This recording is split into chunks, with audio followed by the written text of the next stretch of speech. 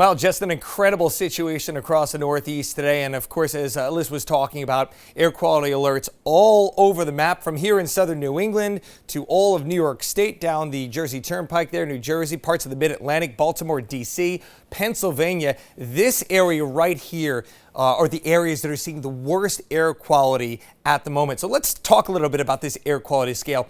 And I'll just say right now, full disclosure, I just had to add this hazardous one. I've never seen this in my weather career, at least not here in the U.S. But you're going through all of these, and again, it gets a little wordy, but we go from good to moderate, unhealthy for sensitive groups, for some, those that have respiratory ailments, things of that nature, asthma.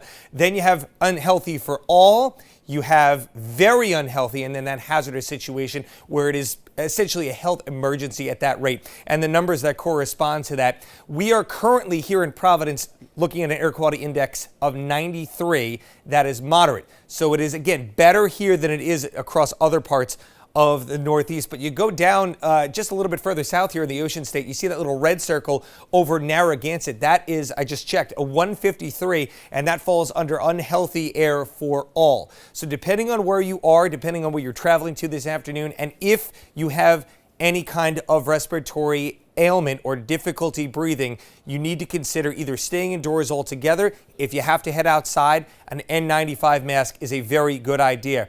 And again, you zoom things out here, and again, the circles are a little tough to see, but there are some maroon circles down towards New York City. Incredibly hazardous air. This stat just blows my mind as someone who grew up in the New York City area. 355, the current air quality index down in Manhattan. That is the worst measured air quality index in the entire world at this hour, folks, beating out places like China and India that are known to have less than stellar air.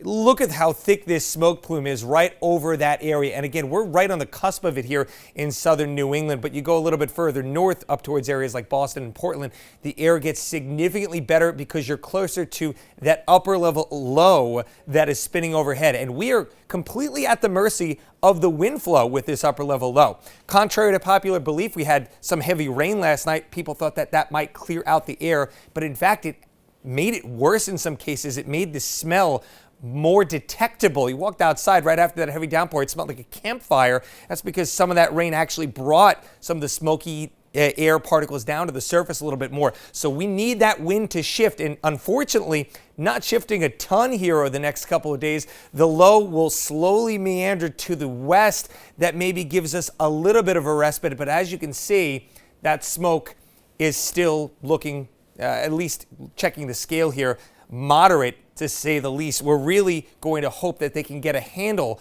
on these Canadian wildfires sooner rather than later. That will, of course, also help the situation. You can see, again, the wind flow right on over those fires. A little tougher to make them out on visible satellite this afternoon because the cloud deck has overspread those fires, so you can't see them. As we take a look here at home on the SatRad, a couple of sprinkles to our north.